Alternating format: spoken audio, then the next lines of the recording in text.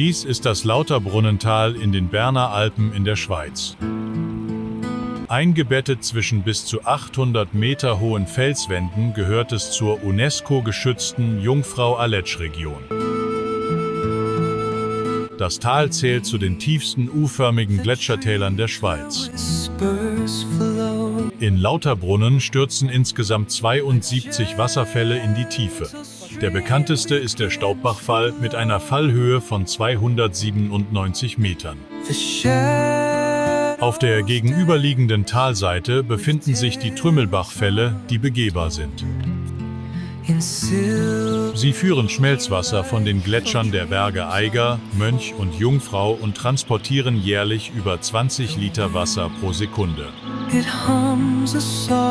Das Dorf Lauterbrunnen zeichnet sich durch traditionelle Schweizer Holzhäuser, eine kleine Kirche und eine einfache, aber funktionale touristische Infrastruktur aus. Es ist ein beliebter Ort für Wanderungen, Extremsportarten wie Basejumping und Naturfotografie.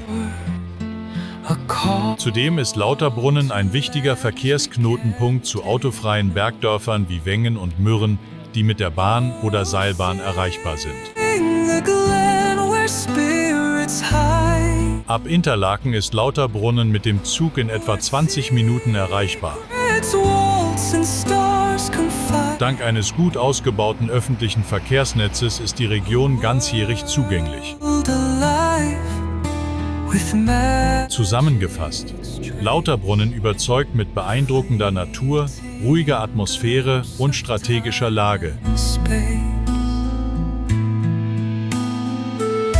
Ideal für Tagesausflüge oder längere Aufenthalte.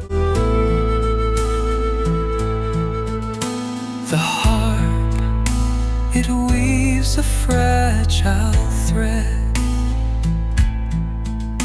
through